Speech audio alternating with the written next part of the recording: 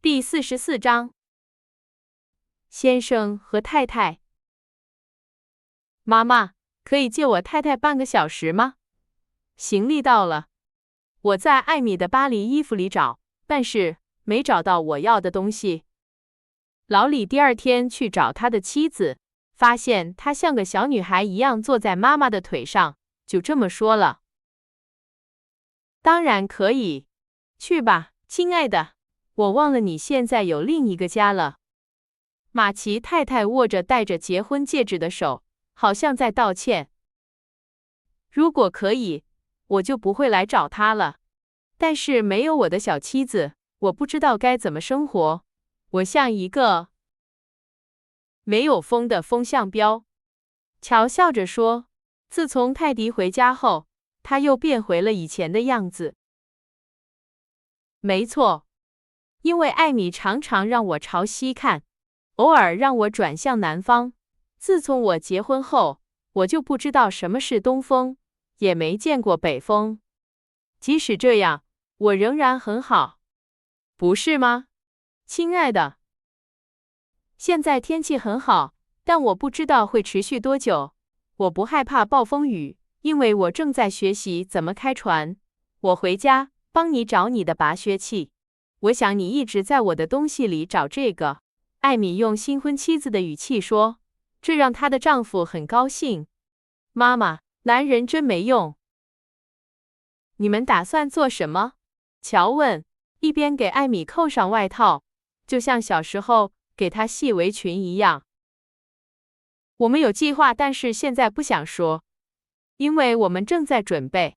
当然，我们不会闲着。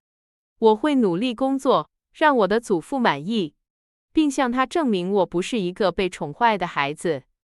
我需要一些事情来让我稳定。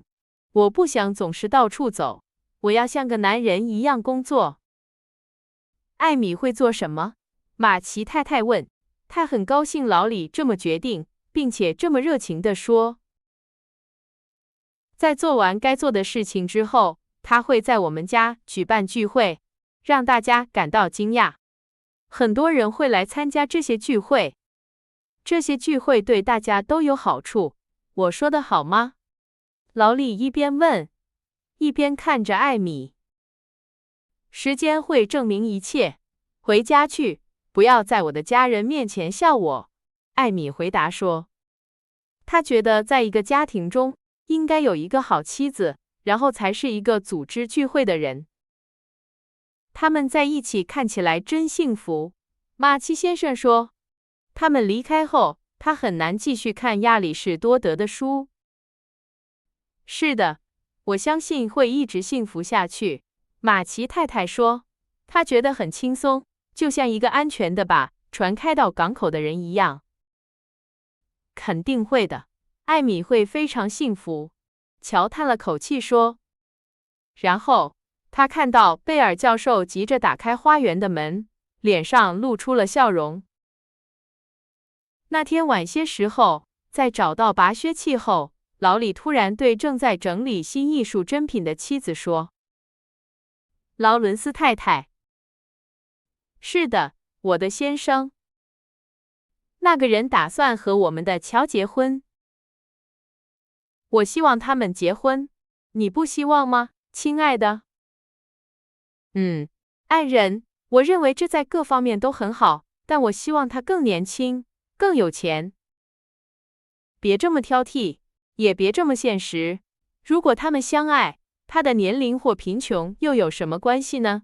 女人不应该为了钱而结婚。艾米听到自己这么说，停了下来，看着她的丈夫。老李带着狡黠的严肃表情回答：我同意。但是我听到一些可爱的年轻女孩，有时说她们打算这样做。如果我没记错的话，你曾经觉得你应该嫁给一个有钱人，也许这就是你嫁给我这样一个没用的人的原因。哦，亲爱的，别这么说。当我答应你的时候，我忘记了你很有钱。即使你一分钱也没有，我也会嫁给你。有时，我希望你很穷。这样我才能向你证明我有多爱你。说完，艾米，她在公共场合非常端庄，在私下里却非常亲热，充分证明了她话语的真实性。我想你不会再认为我像以前那样势利了吧？如果你说你不相信，即使你一无所有，我也会和你同甘共苦，我会心碎的。我不傻，亲爱的。当我看到你为了我拒绝了一个更有钱的人，而且不让我给你买一半你应得的东西时，我怎么会不相信你呢？如今，很多女孩从小就被教育要为了钱而结婚，可怜的孩子们，他们认为这是他们唯一的出路。但是，虽然我曾经为你担心过，你却没有辜负你所受的教导，没有让我失望。就在昨天，我还跟妈妈提过这件事，她比我捐100万给她做慈善事业更高兴，也更感激。劳伦斯太太，你没在听我说话。劳利停了下来，因为虽然艾米看着他，但他好像心不在焉。我在听你说话，但我正在欣赏你下巴上的酒窝。我不想让你骄傲，但我为我的丈夫长得好看而感到自豪，这比他拥有多少钱更让我高兴。别笑，但我非常喜欢你的鼻子。说完，艾米带着艺术家的满足感，抚摸着劳里完美的鼻子。劳里一生中听过许多赞扬，但没有一个像这个一样让他高兴。这一点他表现得很清楚，尽管他取笑了妻子独特的品味，而他则说：“亲爱的，我可以问你一个问题吗？”当然。如果乔和贝尔先生结婚，你会介意吗？哦，我明白了，所以问题出在这里，不是吗？我还以为是我的酒窝没让你满意呢。我向你保证，乔结婚那天，我会在宴会上高兴地跳舞，因为我觉得自己是世界上最幸运的人。你怀疑吗，我的朋友？艾米满意地看着他，最后一丝嫉妒永远消失了。他充满爱和信任地感谢了他。我想为我们出色而年迈的教授做点什么。如果我们编造说他一位远房亲戚刚在德国去世，给他留下了一小笔财产，怎么样？老李说道。他们开始手挽着手在客厅里散步，就像他们喜欢在城堡花园里散步时那样。乔会发现并破坏这个计划。他爱他现在的样子。昨天他告诉我，贫穷在他看来是一件美好的事情。上帝保佑他。我不认为当她嫁给一位文人，并且必须养活他的小教授们时，他还会这么想。我们现在不会插手，但我们会找机会帮助他们，即使他们不想要。我欠乔一些教育之恩，既然知恩图报是应该的，我会间接地报答他。能够帮助别人是多么美好啊，你不觉得吗？那一直是我的梦想，能够在不要求任何回报的情况下帮助别人。现在，谢谢你，我的梦想实现了。我们会做很多好事的，你会看到的。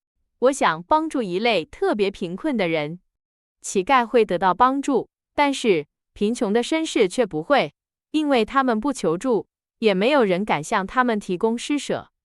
然而，有很多方法可以巧妙地帮助他们，而不会冒犯他们。我必须承认，我更愿意帮助一个落魄的绅士，也不愿意帮助一个奉承我的穷人。也许这不好，但这就是我的想法，即使这更难。因为只有绅士才能做到这一点。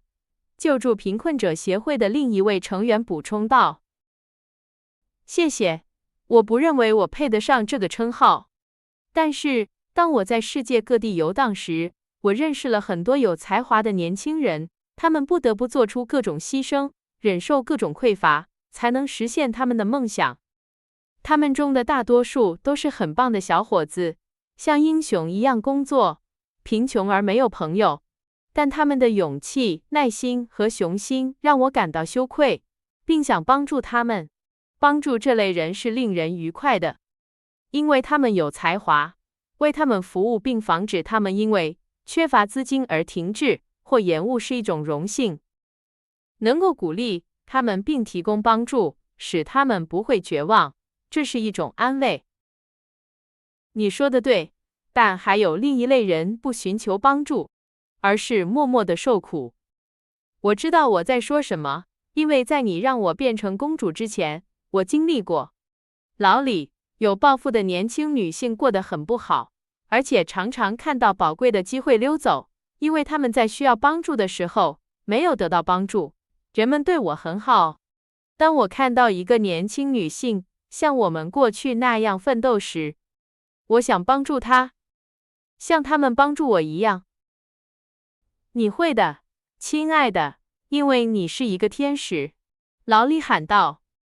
他在一股慈善的热情驱使下，决定创建并资助一个机构，以帮助有艺术兴趣的年轻女性。有钱人不应该袖手旁观，享受他们的钱财，或者积累更多的钱让别人挥霍。与其在死后留下巨额遗产，不如在活着的时候明智地使用这些钱，并享受让别人快乐的乐趣。我们会过得很好，亲爱的，但我们会帮助别人过上更好的生活。你愿意像塔比莎一样，清空舒适的篮子，用善行填满它吗？当然，亲爱的，你愿意像圣马丁一样，和穷人分享你的斗篷吗？一言为定，我们会尽我们所能。这对年轻夫妇握手达成了协议，他们继续散步，感到幸福。他们觉得，如果他们帮助别人照亮他们的家，他们的家会更好。如果他们为别人艰难的道路扫清障碍，他们自己脚下的鲜花之路会更平坦。他们相信，他们的心会因为爱而永远联系在一起。这种爱不会让他们忘记那些不像他们一样幸运的人。